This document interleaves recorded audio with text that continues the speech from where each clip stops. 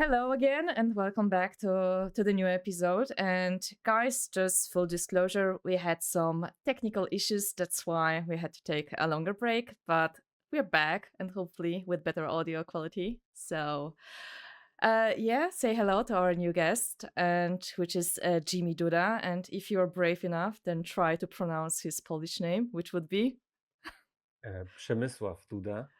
yes. Yeah, So thank good luck with that. you. Um, Jimmy is a good friend Oh, of mine, and yeah, we work on a few projects together. And yeah, we met in Berlin last year, right? Like in person for the first yeah, time. yeah. And Like, yeah, like always, we always meet each other online first, like yes, and work together, like maybe sometimes even for years, and then after like by like some like partially incident, like we meet in person. Like that's how industry works. Yeah, yeah, most of the time on some kind of event, right? So yeah, yeah, exactly. yeah, but Yes. I have to Mhm. say I was really impressed, like just by your, how humble and nice you are. Like Yeah. beside of your work, which is obviously impressive, but Thank you. yeah, you have worked on such amazing projects. And but maybe we could go back to your beginnings. Like, how did you Hmm. start? How did you discover concept art? Yeah, so. Jimmy, if you could go back in time and tell us more about like how it all started for you. Yeah. Thanks for having me, first of all. Yeah, thank you for And having time for us. yeah, sure. Yeah, so the beginnings. Imagine 1989, Poland, communist Poland, but there was like one half an hour of cartoons each day at 7 p.m., for before kids go to bed. And, uh, you know, I was about 5, 6 years old, and there was like one time there was like a Disney cartoon of Mickey, Donald, and Goofy, and they go out camping, and I was blown away by this cartoon. Like the music, the characters, the movement. It was like, oh my God, that's like the best thing I've ever seen, as far as you can tell, when you're 5, 6 years old. But I was always fascinated by that. And that was like really the first thing that like I was like blown away. And, and you know, during my school years, I would always be like the kid that draws in the folders, and um, you know, everything is more interesting than school itself. Like maybe like being the class clown, entertaining people, and drawing stuff in it, drawing cartoons, watching cartoons all the time. So would you say, sorry Yeah. for interrupting, so would you say those first kind of contacts with Dobranocka? I remember these as well, by the way, but Yeah. like I'm quite a like I was born a bit later, like in 90s, Mhm. but I still don't remember it like every day at like 7 p.m. Yes. I think it Yes. was going on that they did some crazy stuff there as well. Like was it the first sort of contact with this kind of like like an art form for you? Yes. Definitely. I mean, now I would say obviously my parents bought me like comic books. Right. Uh, besides books, before you can even read, you get to look at children's books that are illustrated, right? So I was always fascinated more by the illustrations than the content, or like the words of it, and which was always worrying my parents because I wasn't an avid reader. I was just looking at those pictures and maybe copying them. Um, yeah, um, yeah, but it as far as animation goes, it was it was the Dobra Nocka, this half an hour of cartoons, and some of them were like stop motion animation, some of them were like uh yeah, Lolek and Bolek, Mhm. like Polish cartoons, Rekio, and but uh if you compared like the quality in terms of animation and like the budget, I know that it's the budget right now, but like how much alive it was, uh how much moving it is, how it was composed to the composited with the music. That was like a huge leap, like it was out of this world. Mhm. Yeah. Um, yeah. So, okay. I'm this kid. It's cool. Fortunately, not super bad when it comes to grades and stuff like that. Then I always drew. Then I stopped because I wanted to become an NBA player. Uh, obviously, So random. yeah. Well, started playing basketball like 6-7 times a week. Okay, then maybe not Um, as random. Awesome. yeah, but still, like it shows maybe I was always like naively ambitious. Like one day I see like an NBA match on TV and say like I'll just become an NBA player, just easy, right? Hmm. I mean, how many NBA players are there? I don't know, 300. And how many people live on the world, like in the world, and how many people try it? Like millions, billions. It's But actually very good to hear too, because like as a kid, you're sort of in this suspension of belief that you can do everything, yeah, right? So yeah, it's exactly. like we sort of lose it later on in our life, I guess, because Uh, of like well a lot of different stuff happening. But I think it's like the best time ever, honestly. yeah, You're like you don't definitely. care, Hmm. right? I mean, you just use yourself. Like, I want to be an NBA player. Some people Yeah, right now might be like, "Okay, man, stop it," Yeah. right? yeah. But it's Uh, it's really the thing where it starts, I think, Hmm.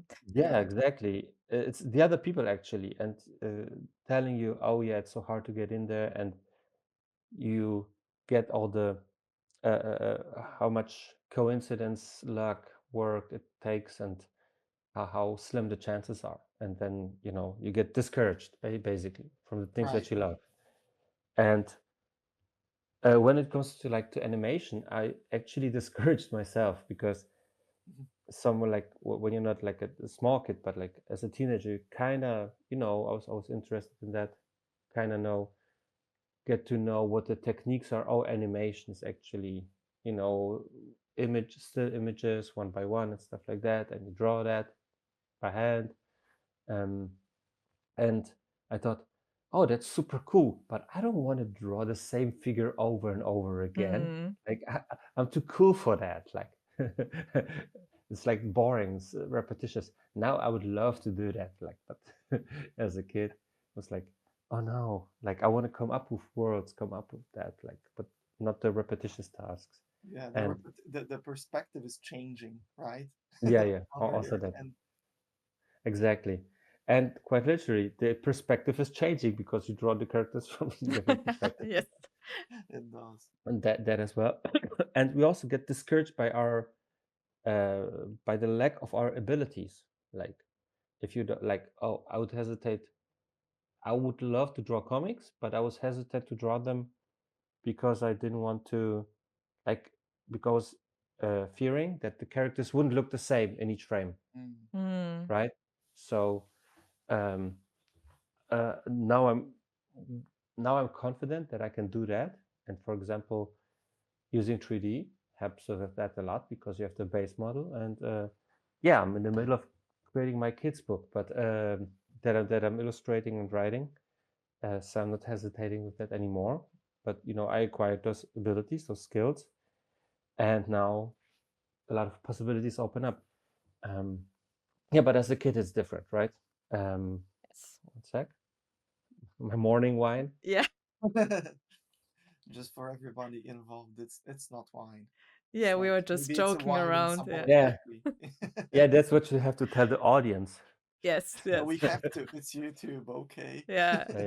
Yeah, This yeah, is our content, We don't have to keep it Yeah, PG. Like, yeah, if you want to, totally. Let that's me okay. open my whiskey. Okay. No, it's actually very rare that I drink alcohol. Um, uh, yeah, okay. How it all started, right? And me going off on tangents left and right. Um, okay, fast forward to end of high school. Um, and my well-wishing parents say, "Hey, you're good. You want to do something art related, and you did some courses, but you're also not bad in maths and physics. And why not get a proper job where you can Hmm. combine those?" And my father was in the construction industry. He had a construction company.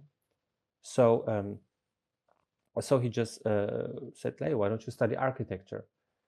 And yeah, I did that, and like I said, I hated it right away.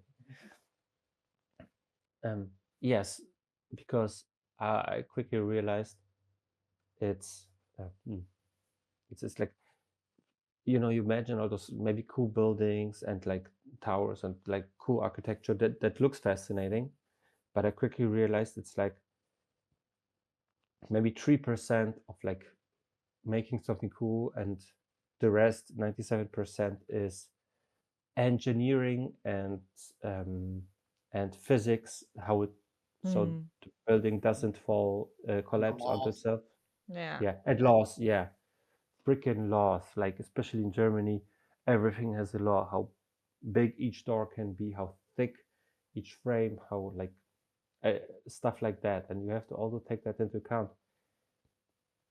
I mean, now I know that it's like a actually a master class in actual designing, because designing is having all those restrictions and still coming up with something cool and the most usable product. Mm-hmm. And but especially when I was like in university, I never thought like, okay, I don't want to build houses. I want to build like castles in the sky and stuff like that, like super outrageous, crazy stuff. Um, but there was some obviously some positives to it. Just let me pause for 1 second. Mm-hmm. Sure. That's kind of a interesting thing because we spoke with Nick and he was sort of in a similar way where there's a lot Yeah, of restrictions. I mean, now we obviously like it's all a matter of perspective again, coming to perspective Yes. yeah, talk, right? Like we're circling back. yeah. Like the most creative stuff, I mean not most, but like most of the times comes from being limited. Now I can't imagine how it is in architecture. Because it's Well, insane. Like you have all like it actually functions and it's built, and then you have laws and just like what you've said too. So like, yeah.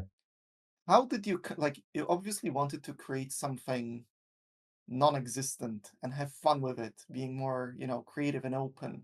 How did you transition from like architecture to well what you're doing now? Um, Because yeah, that might be a crazy road, honestly. yeah. I listened to your podcast with Nick, so and I thought, oh my God, okay, how can I add a tiny bit of value to the podcast, because I'm just repeating what he said.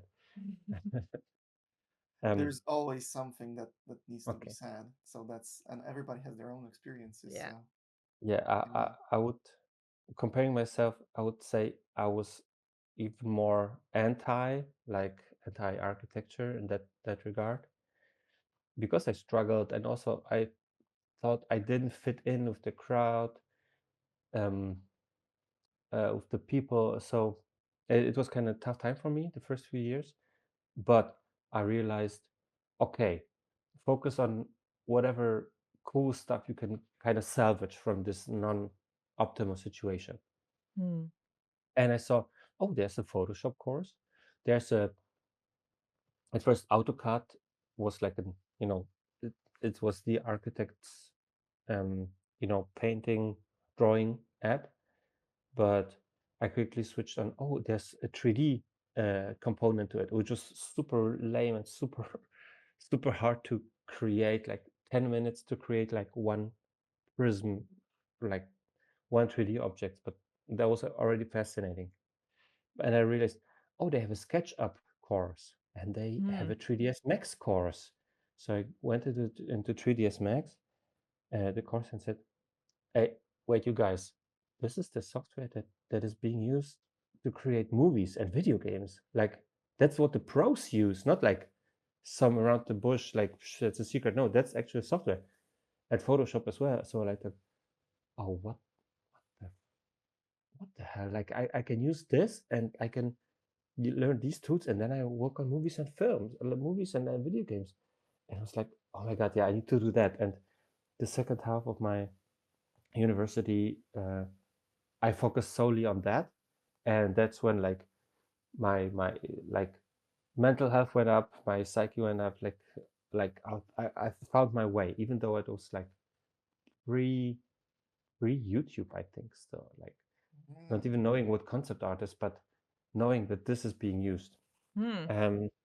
Yeah, and one other a good thing came from studying architecture. I met my wife there, so uh, I have to like it's my checklist of like, yeah, I have to say this, okay. uh, uh, Nice. yeah, so I also have to be careful what I say about architecture because she's an architect. She does all this stuff. Like she has a proper job, like Mm. compared to me. Um, yeah, no, like honestly, uh, if we screw up, right? If we screw up, then it's like a bad painting, and Mm. it's something that the art director or production designer will not like, and say, okay, maybe we don't want to like, please do it again. Worst case scenario is, okay, thanks, we will not hire this freelancer anymore, Yes. right? Because the he's not reliable. Mm. But nothing worse happens if if an architect screws up, right? Yes. Like there might be hundreds of thousands of euros of like or millions of euros of like rebuilding, Mm-hmm. or like okay, the building collapsing. So Mm. Yeah, that's uh even a worse scenario, right? Like getting yeah, some exactly. people hurt or killed. Yeah. Yeah, exactly. So obviously this is also a scenario that is rarely happening, right? Yes. But um I mean, we live actually in such a stress-free environment compared to real jobs. Uh, I try to remind myself of that, so not to take myself too seriously. And when I think too much about, oh my God, yeah, I'm so stressed. My client is doing this and that, and I can't figure it out. But compared to other jobs, it's still like a walk in the park, actually, or like take it like lightheartedly. Yeah. So, oh, another tangent. Um, Mhm. yeah, okay. Uh, I finished up university. My diploma thesis is actually a 3D movie, like a walkthrough through an architectural building, a skyscraper that I designed. Like the design wasn't super cool, but I think it's still somewhere on YouTube. I don't know. Oh, And we I have just, to dig it up then Yes. oh my God, somehow. yeah, it's a skyscraper tree. It's like a skyscraper with a lot of greenery in it. The project was located somewhere in China. So, you know, the walkthrough was like each cinematic trailer, it starts with like from dark to bright, and like actually float, like the camera just runs like tiny bit above the water and slowly pans up like and you start to see the building, like, you know, each epic trailer, like you could Hmm. see already all those things, like in my diploma thesis, with all the like stiff engineer types sitting and looking at it. And then you see a Um, spaceship in the background. I wanted to. Believe me, I wanted to. Uh, but uh, yeah, I thought exactly spaceships. Once I finished university, you know, how do you work? How do you get work? Um, I was able to get some architectural visualization stuff because that's what I used 3ds Max and Photoshop for. And obviously I knew architects, and like, you know, my friends from university, they became architects, you know, all the connections were there, but zero connections to anything entertainment industry related. Um, and then I got like actually a few people from university that they also had similar interests. They built up a super tiny VFX studio for architectural films. But they also had like the software, they had a render farm of 10 PCs and stuff like that. And they were taking on very small other work. Um, so I got to, that was like my first full-time position that I applied to, and the pay was super shitty. And I didn't know what I was doing at all. I just bought my first Wacom like half a year ago, um, when I half a year prior to starting this job. So I didn't even know how to digitally paint. Like I was just Mm. painting on pencil and scanning it, and you know, uh, uh, and coloring by mouse, figuring out what's the multiply layer, Yeah. stuff And like that. what year was that, if you could remember? Yeah, Or that was actually 2009. Yeah, Mm. because like I was like traditionally painting. I was definitely an amateur, but the big fish in a small pond, like maybe the best in my high school. But and how you get like a distorted perception of reality. Oh my God! Like I'm the best at drawing in my school, so I Mm. guess I'm like pro. And because you don't see like 5,000 things in 1 minute on social media right now. Like that was Yes. non-existent. So yeah, and these things you see in art books or in comics is like, whatever. Like this is not my reality. So I thought I was good at drawing. Mm. Turns out, well, well, better than somebody who doesn't draw. But let's put it like that. No, but it's actually um, okay-ish, good enough with 3D. Because that was like such a much more rare skill to do, much more technical than it is right now.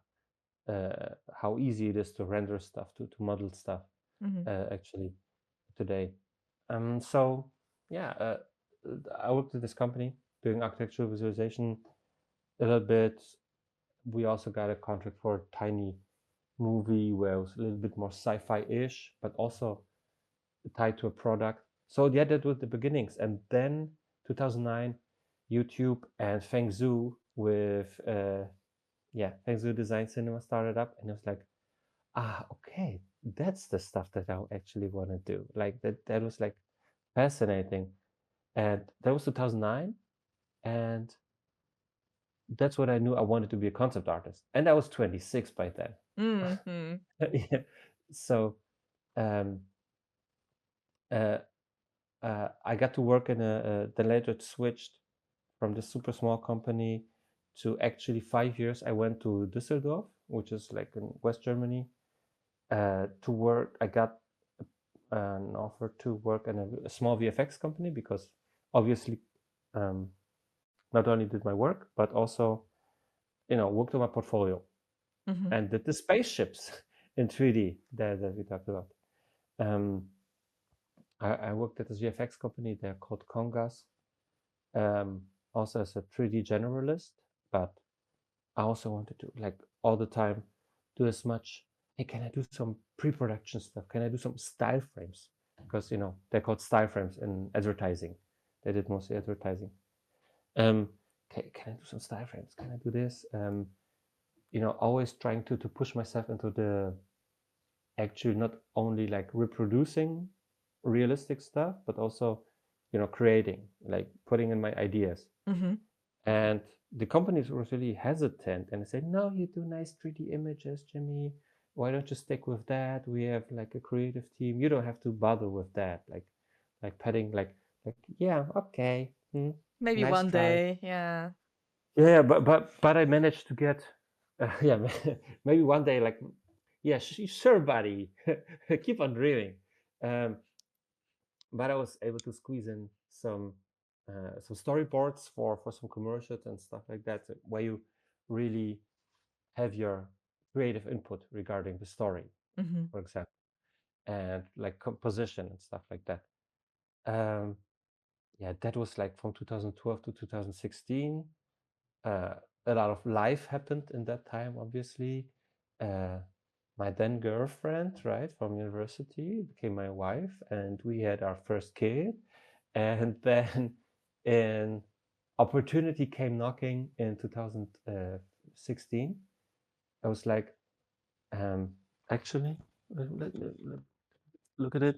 I printed out my portfolio that I had, like as a Ooh. book. Oh yeah, look at that, you guys. Professional. I Yes. always love looking at these. Like whenever somebody brings like a book Yeah, like a yeah. portfolio, it It, seems so much more professional. Yes. Yeah, it's exactly. awesome. It's just, it's a physical thing, right? It's Right. Mm. And I actually did that. Like I had my portfolio, like being a young father, like like not sleeping enough, but still like sitting at midnight or 2 a.m. and working on this, right? Like Mhm. Hmm. literally. And the So that was why. quality of it is already really good. Yeah. Thank you. No, that's actually my breakthrough piece. I would consider it because that's the first piece I spent like 40 hours on. Wow. Mm. Uh, yeah. So I thought, okay, how far can I really push it?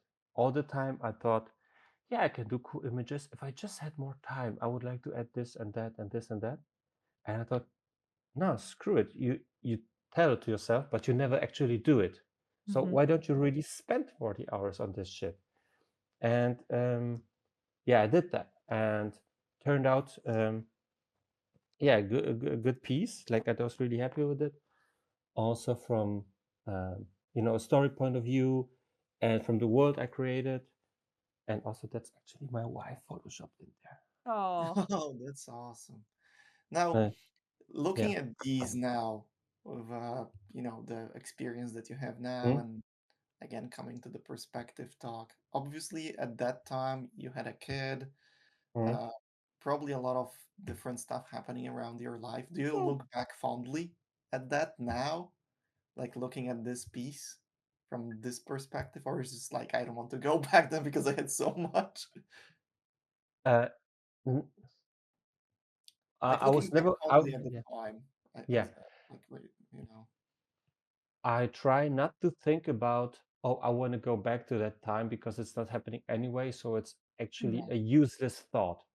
Mhm. I uh, always um, um, um, um, when I had like episodes of like being too much, indulging myself too much in nostalgia, it never did me any good, Yes. Mm. professionally, mentally, and stuff like that. So screw it. It's like a nice story to tell now, and be grateful for it, and now move on. Um, Right. but I do miss the energy that I had because like that was that on really a very little amount of sleep. Hmm. That and yeah, basically working 9, 10 hours in the company, coming home, like doing as much as I can with the kid and helping as much out in the house. And then, at 10 p.m., sitting in front of your computer and then starting a portfolio piece.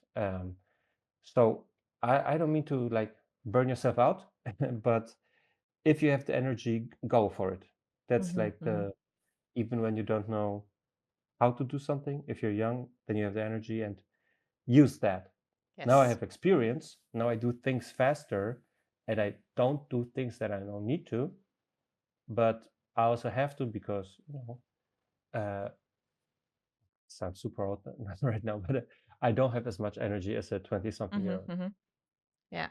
Um, yeah, but okay, this book again, right? I do my portfolio at night. My kid is small. We manage. We are a happy young family. Um, and but I do like portfolio pieces. These are all personal stuff. Nothing from work. And I print it out and I applied to Trickster. Trickster is one of the most prestige VFX studios in Germany, and the only one in Germany that has an art department. So once again, my naive ambition is like, yeah, well, there's like two open positions for whole Germany to work on AAA movies as a concept artist. Huh, whatever. And I didn't know anybody. I didn't have any contacts to that company, but I just, emailed them. They said, not right now. Then I emailed them again a month later. Sorry, not again. Then 2 months later, they said, hey, maybe could you help us out with some matte painting? And I said, oh, fuck, I'm in a full-time position here. I cannot move there. So, oh, fuck, no. But it was like a sign that, oh my God, like a VFX company like that does Marvel movies, back when Marvel movies were the shit, Mm. uh, the hot shit. Um, they wanted me to work on that. I was, oh my God, like awesome, but I cannot move. My wife just started a position here in Düsseldorf, right? We cannot do that, and we have life here. But like half a year later, there was a German conference called FMX, and it's like the biggest VFX conference. And I actually went with this book. And Patrick, like you said, you love looking at that stuff, and I showed this to them, and they were much more impressed than let's say like some nerdy people like, look at me, oh, my reception's bad. Wait, I have stuff on ArtStation, or like, yeah. So that was much more professional, and 2 months later, they offered me like a full-time position for to work with them, which was kind of crazy. We had to move again from Düsseldorf back to Berlin. Oh, actually, um, um, I had my first video call with them, and they asked, "Hey, do you want to freelance for us, or do you want a full-time position?" And they're like, "Oh, maybe I'll go freelance." I was full-time already 5 years, and like kind of want to test out the waters. And I had my first video interview with them, and in that evening I come back home and say to my wife, "Well, something crazy happened today." They asked me, like, I had the call with the company, and they asked me if I want to freelance, if I want to be full-time, and what should we do? Should we even take it on? And then my wife said, "Hey, I also happen to have something crazy happen to me today as well. I'm pregnant again." So Oh, um good news. no, yeah, it's you kind of don't are not prepared for this adult stuff. Like, what the hell? She's pregnant again. Like, we're getting a second child, but um, sh- um but we want to move. We don't feel that well in this environment in Düsseldorf. We didn't get like, I don't know, all our friends were back there, and we didn't fit in with that city somehow. So we wanted to go back. I have this opportunity of a lifetime compared to the small VFX company, small company that I worked in Düsseldorf. But it would like the logistics of it were like so hard. But uh, that evening I wrote back to Trickster, yeah, one full-time position, please, no freelancing. So yes, yes, please. So you want to have stability. That's like the reality of life. Besides the work that we do, because it kind of feels like this work is the icing on the cake to all the stuff that is happening in your life as well. Yeah, so we moved back to Berlin, and I get like, obviously I'm already there, and I'm traveling each weekend back to my wife, and like we arranged the move, and crazy stuff happening. Meanwhile, the very first project I get to work on is Guardians of the Galaxy 2. And then Off to an Fast and easy Furious. start, like Just one of like my top 3 most wanted project to work that I wanted to work on. Like, when I saw first Guardians of the Galaxy, I was so blown away how ridiculously good everything looks, and like funny, and like over the top. And like, if I could work on something like this even for like one day, I could die happy. And here I am in the middle of moving, and like being thrown into the fire. Yeah, design some cool stuff for us on Guardians. Like, okay, cool. So once again, you don't sleep that much because want to put in your best work, and also you want to do all the stuff that's happening in your life. Yeah, and those were like most of the crazy times. Like, starting in Trickster was like the blessing, because I then got to work on like so many great movies, like Fast and Furious, Black Panther, Thor 3, Thor Ragnarok, I believe, Spider-Man, the Suicide Squad, like the cool one from James Gunn, actually, and some very prestigious German movies as well, because German movies aren't as big as like Hollywood, obviously, but it's still a very solid market, and I'm very thankful that I got to work on that. Some German movies as well, and some commercials and stuff like that. But the IMDb credits rank up. Also got to work on Sonic 1. Now I got to work a tiny bit on Sonic 3, which I with Terraform Studios. But yeah, that was like the jump, like from a small VFX company that does like some medicine packaging to like one of the biggest blockbusters in the world. And yeah, from that on, it's been smooth sailing. What can I say? No, 4 years of Trickster. Then I went to MPC because MPC had a studio in Berlin. They opened up, and then I worked on some German movies, some English TV series like Wheel of Time and stuff like that. On House of Dragon, the spin-off to Game of Thrones. A lot of stuff that didn't come out or like this NDA. You know how it always is. Yes. Yeah, so that's always the stuff that you want to talk about but can't. Maybe in 5 years. Yeah, exactly. Hopefully. So would you also say that like you were that kind of a person that because like obviously every single artist has their own kind of journey.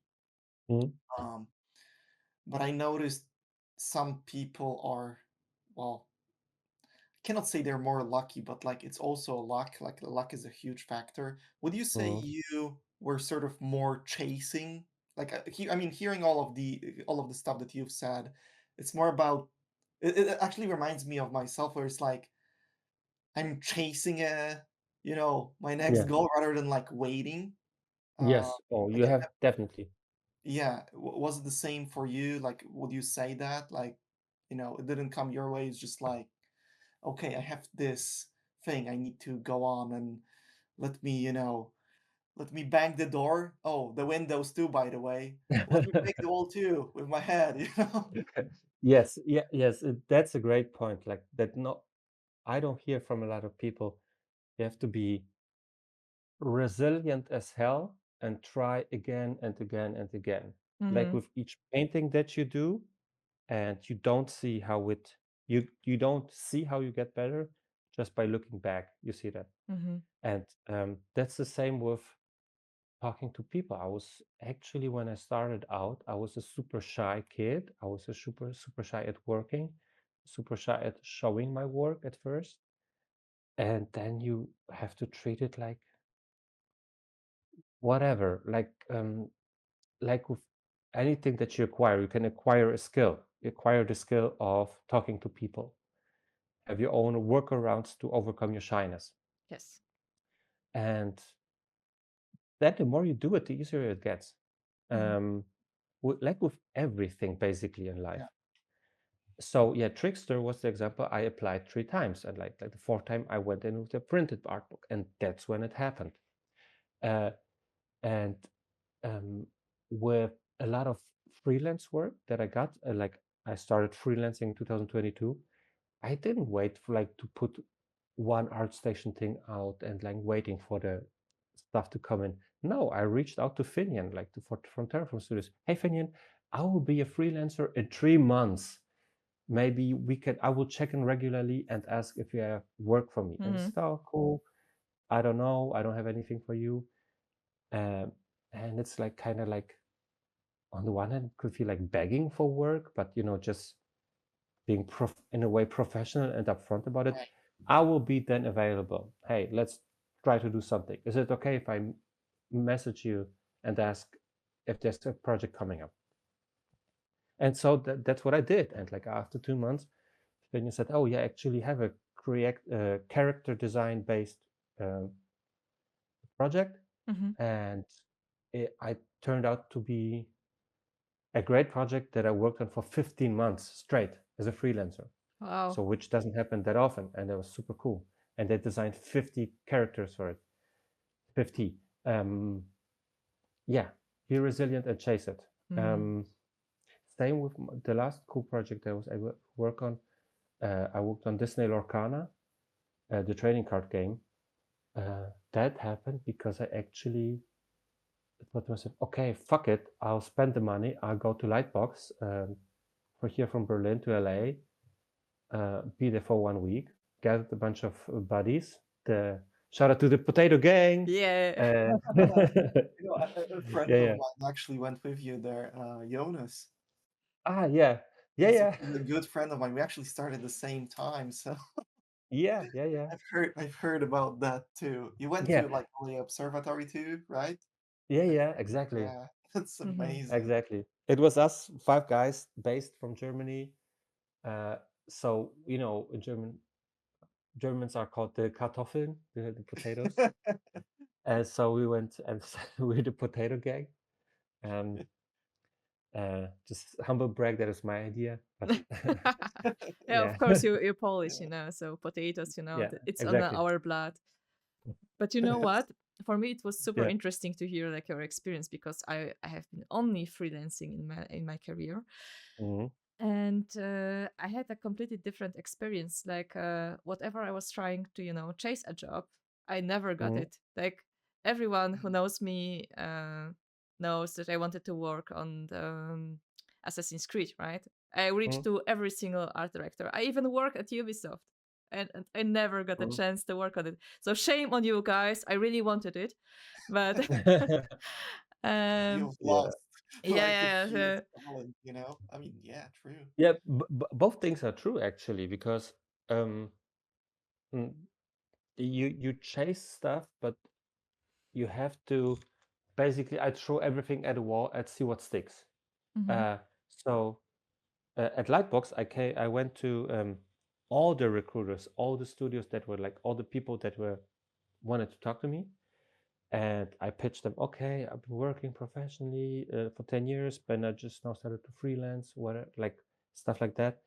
And I thought some studios that would be really interested in my work because they're a one-to-one fit what I actually do, like with a lot of 3D and with matte painting techniques, stuff like that, more realistic. But from all the companies that I reached out, actually Lorcana responded, which is super stylized, and Mm. it's Disney characters, it's cartoony, it's a very specific look that I didn't provide at that time, but still they saw like my potential and the creativity. um, and actually I talked to the art director, Edgar Paston, who's now the lead art director for the whole project. It was actually a 3D sculpt that I just did in my free time of like a Greek statue, like a Greek um, mythological beast, something like that. And he looked at it. Hey, and it looks kind of like the beast from Beauty and the Beast, like an Mm. off canon, a non canon beast from Beauty and the Beast. Kind of, yeah, obviously, yeah, you're kind of right. Um, and then we stayed in touch. I sent him the image again. Hey Edgar, it was nice talking to you. Like being resilient, Mhm. following Mhm. up our conversation. We talked at Lightbox Expo. You responded positively to this image that I had, attaching the image of this thing, and well, nothing happened. He didn't respond. 2 months later, I write him the same stuff on LinkedIn. Nothing happened, and then I forget about it. And then a month later, he writes, "Hey, Jimmy, sorry for not coming back to you. I think you would be a great fit for our next like concept art phase that we have." And that then, yeah, it was supposed to be 1 month thing, and it became 5 months that I worked Wow. on Lorcana. So bringing all the back, me, 5 years old, watching Disney cartoons, now 40 years old, uh, working on Disney stuff, like just a 35-year journey, and yeah, coming full circle. So yeah, chasing it, Patrick, like you said, chasing it relentlessly, reach out to everybody, not getting most of the opportunities, like even when you try really hard. But the more you put yourself into it, the more you chase stuff, the more positive comes back. Mhm. Right. Yeah. Yeah. It's also, I mean, circling back a little bit, like Mm, you went to Trickster, you've mm. been there for 5 years, right? 4 years. Yeah, Four four years, years. okay. Which And is then you, still 40 years in for each other industry. Yeah, that's kind of crazy. Like, would you say when you started doing architecture, then you moved into concept art, that it has been smooth sailing for you? Because like sometimes it might feel like it is, like a smooth transition, right? Mm, And then it's mm, absolutely not. no, Um, it's not. especially when you have like I don't have kids, so Mm. I mean I can only imagine. Obviously, Camila probably could talk about it in a bit more in depth, but it must be so hard. Yeah, it doesn't get boring. Let's put it Yeah. that way. Yeah, Camila, remember when we talked at playgrounds exactly about this? Like we actually talked very little about art and everything besides that, Yeah. right? What is happening in our lives and how you have to manage this stuff to carve out some time for work actually, like sometimes. Mm. Um, in retrospective, everything is always panning out the way it was supposed to be, right? It's kind of how you know the ending to a movie, uh, and you watch it again, so can know what will happen. But obviously, you don't know what will happen. I didn't know like anything about any industry, like super naive. Uh, the we didn't like our first kid. We didn't even we we wanted to become parents, but it was kind of still like not that soon, right? So it was kind of like, and I was already Düsseldorf. My then fiance was in Berlin. So what we would do? And then doing art is the furthest thing from your mind. You have to like get your life in order. Like, where will you live? With who you spend your time with? Um, and then the art thing is basically like just instinct. I need to push forward. I need to do cool stuff. I want to be like the best at that. What I can do. I have all these ideas in my head. I want to get them out somehow. I know that I will, when I practice my craft, I will eventually get better and I can visualize all those ideas that I have. And that's basically all that you have. You don't like, and you scout the internet like for opportunities, like what is possible. You talk to people and you don't know where life will send you. We Mm. were looking worldwide, and it just was basically pure accident uh, that actually Berlin had a concept art position for Marvel movies. I was looking worldwide, and my wife was on board of moving to Vancouver to anywhere. Mm. So um, yeah, it's a hell of a ride, and you don't know where you will end up. Um, and a lot of factors that don't have to do with your art come into place. Like, okay, I'm I was born Polish, but I'm like a native German speaker. So coming back to a German company, well, obviously it's much easier than having somebody who doesn't speak English, doesn't speak German, and you have to communicate English with them.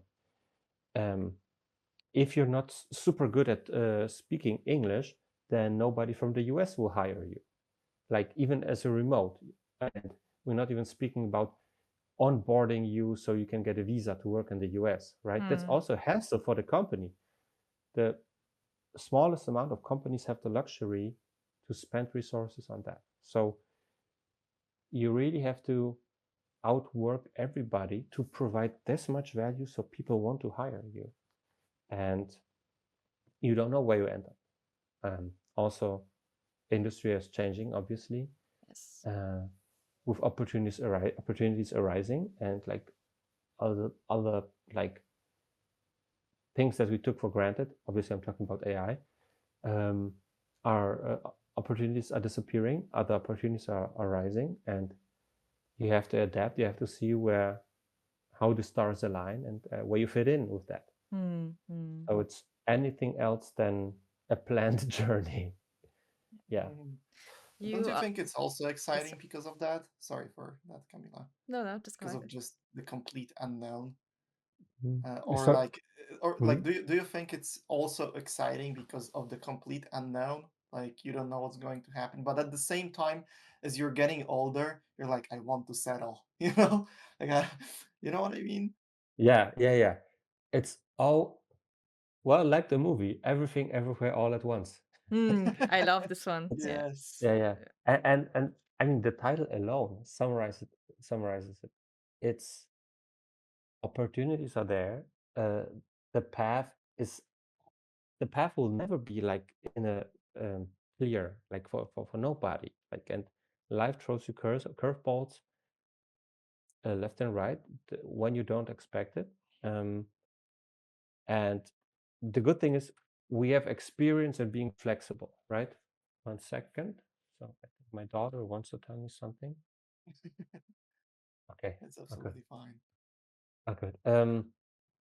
Yeah. So no, at least we have experience in preparing for the unknown, right? Because it's always something something that you can't prepare for. So yeah, I guess we have to do our best and then see where everything is leading to. I know it's very generic what I'm talking about, but what else is there that you can do? Yeah. Like keep your eye on all things related AI. Keep your eye on how much what AI can't do, not in terms of technical terms, but in terms of human interaction and communication.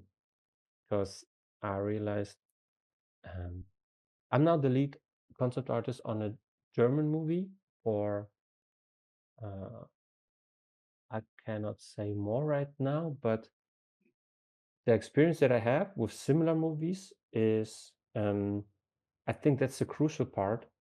It's not the illustration part right now. Like it's more of a consulting role that I do. Obviously, it's I provide imagery, which doesn't have AI in it, but also obviously the client comes in with AI images and prompts and say, hey, we prompted something, we kind of like it, but it's not 100% what we want.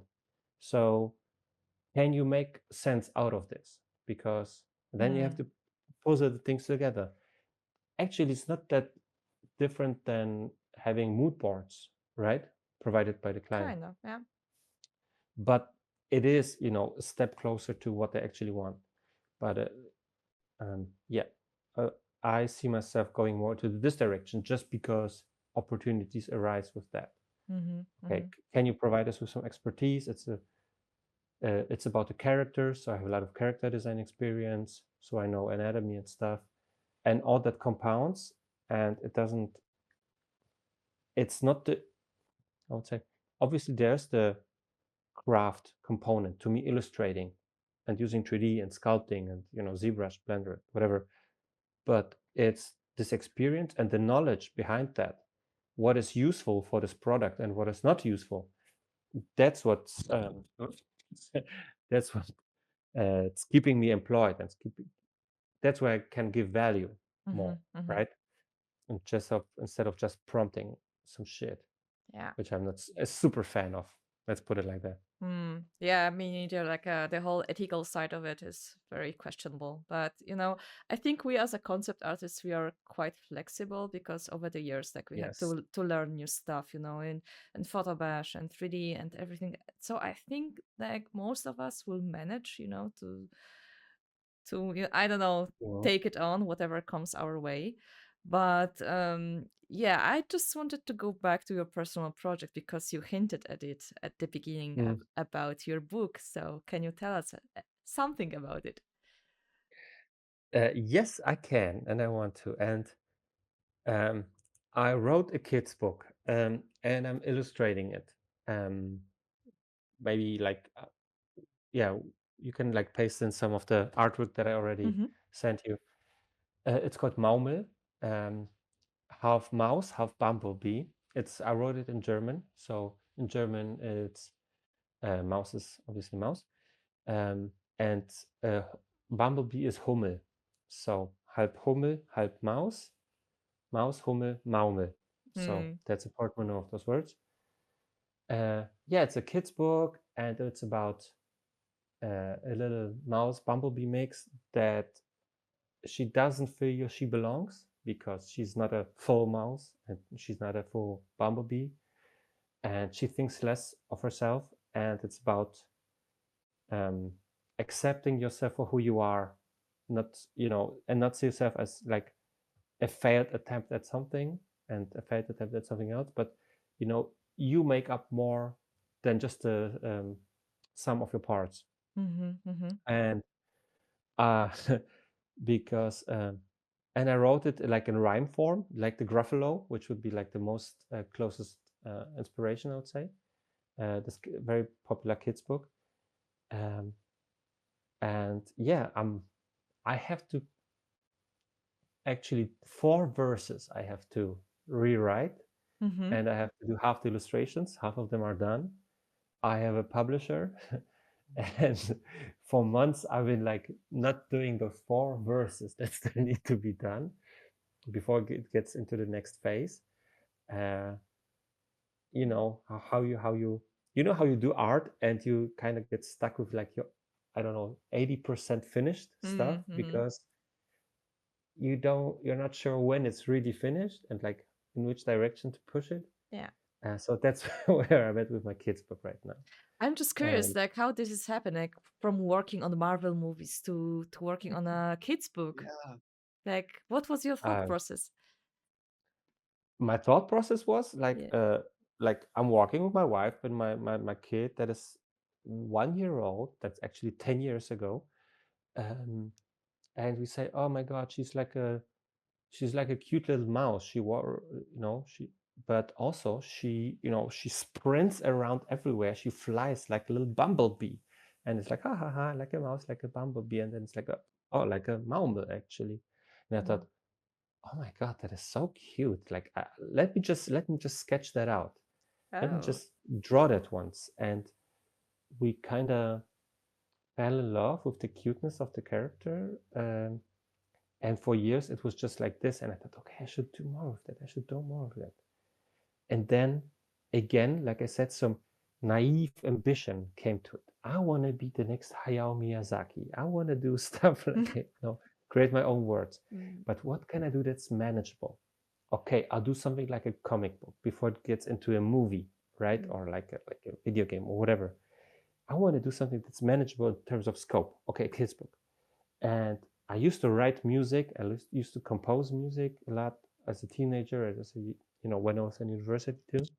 So I thought, I'm really not a good writer, but I used to like write lyrics, so I know how to rhyme words. Okay, so with that, I can get around, like, even if it's super shit, it still rhymes. So it's kind of cool. Like that's my like one thing I'm good at from all writing.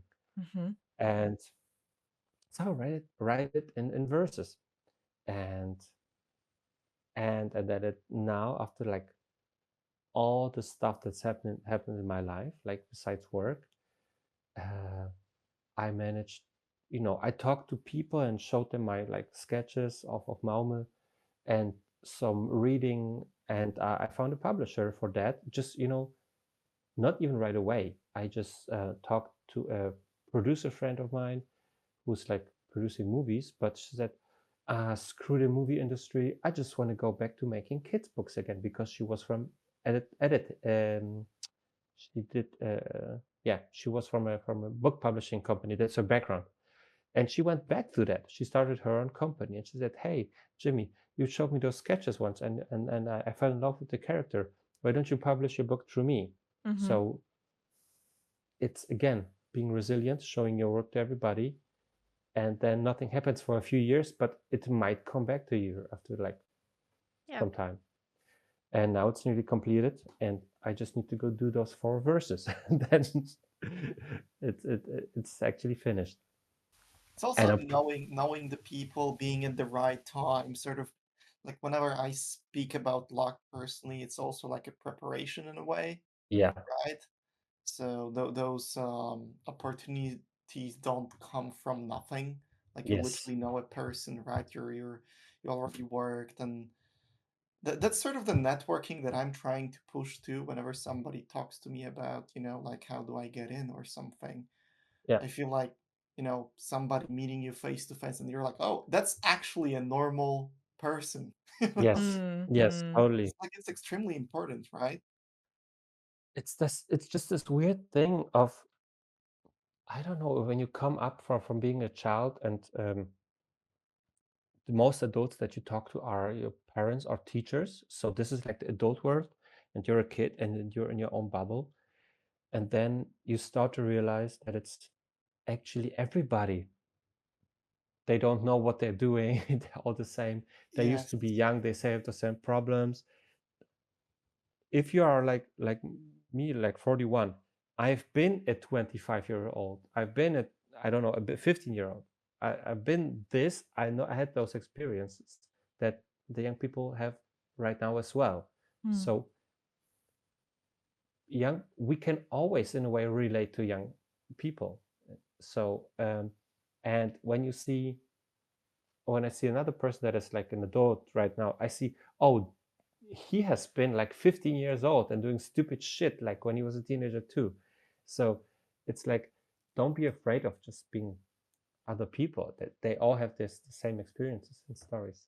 Yeah, so nothing to be afraid of. Hmm. That's what you learn. Yeah. And Patrick, like you said, just talk to the people, and the more you talk to them, the more normal it is. But you also yeah, have to overcome shyness in that way. And also um, the more you bring yourself into a conversation, the more likely you are of being hired for something. Yes. Like you said, it's the same thing. um, Kamila, you and I, we know Vincent, right? Vincent Schneider. So he's a prime example of like not knowing anything at first, and then going to everybody, talking to people, staying in contact with me, keeping me updated on his work, Hmm. me giving him feedback, he actually implementing the feedback. And he came from being like a super rough, not even junior level, to I hired him actually to help me out with working on this TV series that I was working on. Yeah. So Vincent won so our first design challenge. yeah, exactly. Hmm. Yeah, like this guy is leveling up like crazy. Yes. But Yes. he kept himself into the conversation. He entered the challenge, right? Mm-hmm. That's the first step. You have to And he enter it, didn't and stop. Like yeah, he didn't stop. Like that's the thing. You keep exactly. resilience. That's what you've said, Yeah. right? Like, and Hmm. then you see the results. I mean, he posted some stuff on the sketchbook that Camila, the sketchbook challenge, right? Yeah, yeah, Mhm. yeah. I'm like insane, Come on. Yeah. so good. Yeah, and so and Vincent. he's 30, 37, 38, and he started actually 3 years ago because Right? was in a completely different industry, and he also has a family. So Mm-hmm. what's your excuse, everybody else? Yes. Right? I was also 29 when I started out, and I also had a kid already. Crazy. So, Yeah, exactly. mm, Yeah. Look at you, Cheers to people. the late bloomers. Cheers to potato exactly. gang. Potato Yeah, gang. Yeah. I'm yeah, adopted. exactly. That's Yeah, honorary member of Potato Gang, Potato. obviously. Yeah. that's very I would say it's a great summary, and it's always great to hear like different experiences. And I'm always personally surprised how, especially the nostalgia factor that you've said, like it kind of caught me off guard because I tend to sometimes idolize sort of from a perspective point of view later on in my life. Like, goddamn, sometimes I wish I could go back. But what you've said, like what sort of it's like uh cut the strand and like go forward, sort of like not to be too sentimental about that. So like I don't know where I'm going with it, but basically I'm always, surprised whenever we have those podcasts and talks, like you Mm. can learn so much, Yeah. for each other. And I didn't think of that, but it made me think quite a lot now. Yeah, thank you for bringing that up. Actually, this has been at times in my life, like nothing too specific, but um, where this has been really important. And I tend, I had phases in my life when I was really nostalgic and thinking about past events, past stuff, or like, I don't know, it could be work related, it could be personal, I don't know. like a, I don't know, a breakup with your like with your girlfriend or whatever, or like at work you did something bad, and it's okay to, you don't have to traumatize it. Just think about it, analyze it, what good came of it. And you, at first you don't see the good that came of Mm. it. Analyze it, force yourself to analyze it in a way, then actually this gives me the opportunity to do something else, right? So I did deliver a shitty artwork, so I actually know what my weaknesses are. I can work on that. I Mm. have basically feedback. I have feedback for free, um, and analyze that and let it go. You're just human. You're not born perfect. You're not born with all the skills. Nobody is. So take that, digest it, distill it, learn from it, go on. Yes. Other Everything else is just not useful to your mental health and to your overall well-being and to your career and also to others. Uh, when you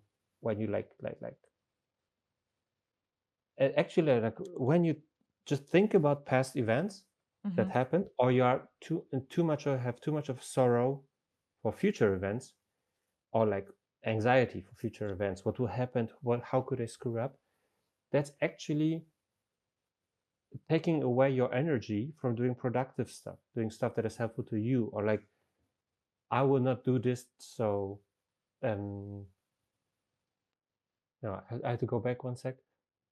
It takes not only energy but also time you could spend with other people, like, and you're not available to your loved ones in Mm-hmm. that time. I know it's like I'm getting meta in this a little bit, but it's actually really tangible, like in terms of how much resources you attribute to something, to like a scenario that is made up in your mind Mm-hmm. and something in the past, or how much you can be in the present with your kids, with your loved ones, working on the piece that you always wanted to do but always had too much anxiety about it. Just start on it.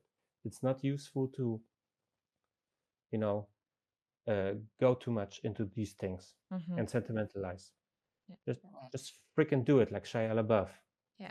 Like We it. ac- yeah, we actually plan to do like a one episode focused on mental health and Mhm, how to balance it out, because I there was a situation like last week, I think, when one mhm, student of mine found a book for which I wrote an interview like 8 years ago or something. And I mhm, was really in this grind phase, like get up 6 a.m. and, do your work, mhm. and after work, do more work, Yeah, basically. yeah, yeah, yeah. And I was kind of thinking like about the kind of message that we, give to the people starting out. And Mhm, I kind of feel like right now I have maybe a bit more experience and like my general work balance is better.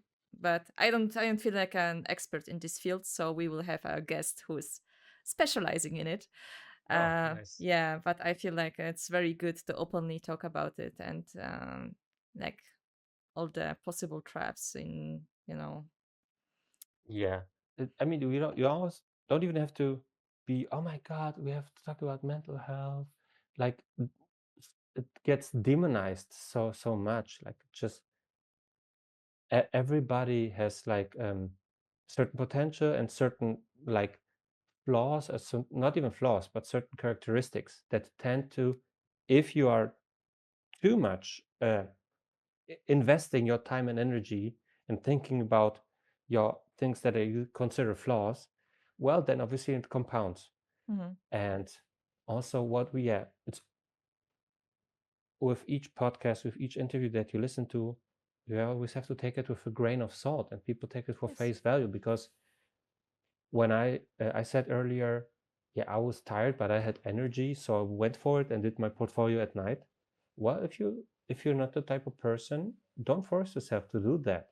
Mm. Everybody's journey is different. Maybe somebody is super not shy. Maybe somebody is extroverted by, from birth. So he or she, whatever, can. It's the easiest part. Or if you really are introverted, don't beat yourself up about that. Like, everybody's journey is different, everybody's skill set is different, and at a